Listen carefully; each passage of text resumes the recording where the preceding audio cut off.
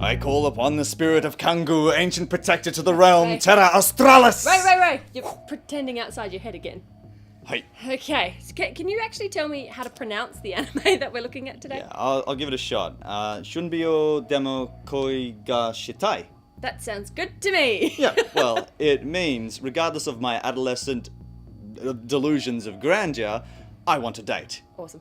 Also known as Chew 2 for short, and I think we'll go with that for That's this much review. easier to cope with. It is, yeah, saves our tongues from falling on the floor and us stepping Yes. on them and the... So... It originated as a Japanese light novel series written by Torako with illustrations provided by Nozomi Osaka. The work won an honorable mention in the 2010 Kyoto Animation Award competition. A 12-episode anime adaptation by Kyoto Animation began airing on October 4th, 2012. Accompanying it are 6 short or light episodes streamed on YouTube. It centers around Yuta Tagashi, a boy who, during his junior high school, had an adolescent delusion, or shunbyo, which literally means junior high school second grade illness. Now, I don't know about it being called an illness, but, you know, for some people this can be a very real and somewhat terrifying, even embarrassing period of life to sort of reflect upon. Yeah. But this series goes about celebrating that. Yuta, believing himself to be a dark flame master, alienates himself from his classmates until he is of age to attend high school.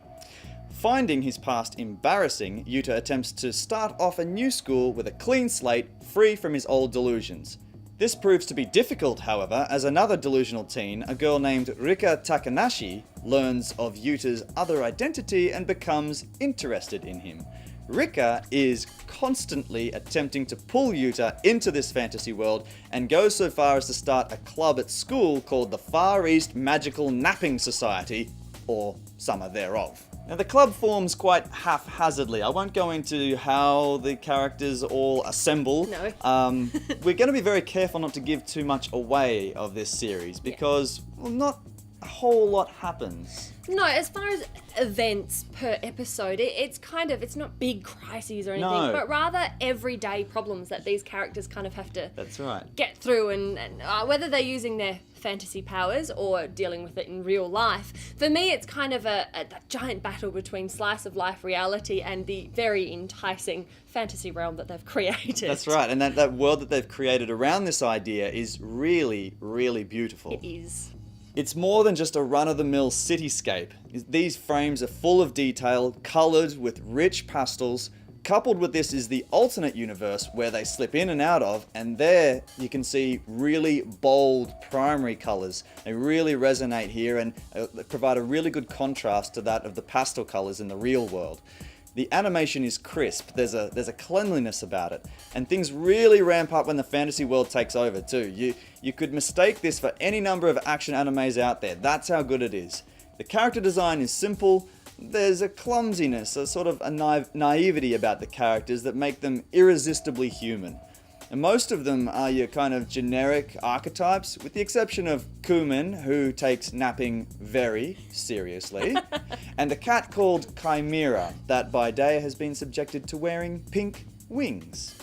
Now, it's because we know these kids, that we were these kids, that we're drawn into Chew 2 so easily and are able to quickly empathise with these character dilemmas. And this is mostly due to clever writing. The dialogue is really fresh and it's undeniably funny. The scenes go by quite quickly as well. It's economic. There's not a lot of fat to it, which is really refreshing because, you know, for an anime, the storyline can often sort of drag and you can predict what's happening, but in this case, they're staying ahead of their audience, and that's really nice. You're on your toes. It is a delightful and quite insightful look into that awkward stage that I think most of us, if not all of us, have kind of gone through. Absolutely. Now, I saw the original version. Is there a dubbed version? Did you see that, Ray? Or? I didn't see a dubbed version. I saw the original as well. Yep.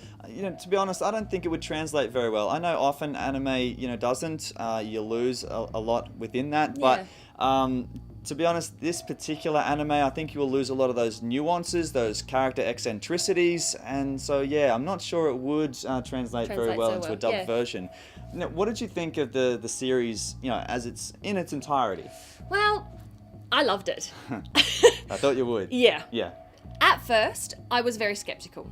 Not another school drama, but it did win me over quite quickly. The characters are just so damn cute, especially Ricky. Yeah. I can't tell you how much joy I get out of watching this series. I love the relationship between Yuta and Ricky.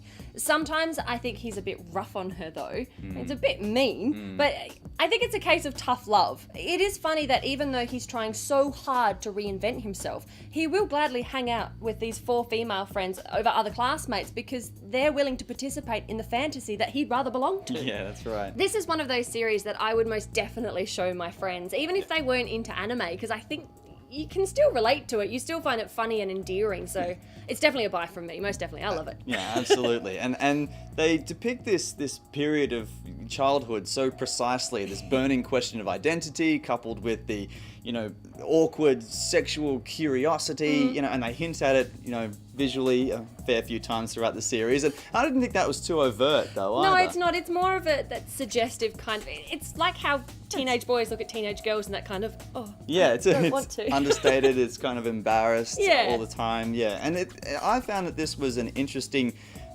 issue to tackle. This childhood phenomenon. That as adults we kind of look back and we forget sometimes that it's a free time of our life where it's quite joyous. Where for some of us, the world is so huge it's beyond reality. Where we're participating in our own grand story. This great fantasy or movie or game where you're a hero and you just have this one objective, this destiny to fulfill. way much more fun. Yes, exactly. I'd rather spend more time there, but there is reality. But as you said, with the characters, the key is in the relationships. Yeah. I love the duality of how these worlds collide, how the characters convert the smallest things to dire obstacles that require the use of their superpowers, like overcoming Ricky's sister with her dreaded spoon. So if we've hooked your interest, I would say stay away from the light episodes that are on YouTube. Basically, they're more of an amusing anecdote than a real insight into what the series is about. Yeah. So stream it instead, check it out. I guarantee you it will grow on you. It will. For me, I think this is the sleeper hit of the year. It's that big. It's a buy from me. Awesome. Yeah, but for those of you who don't want to delve into this world with us, then you can just go make a sandwich.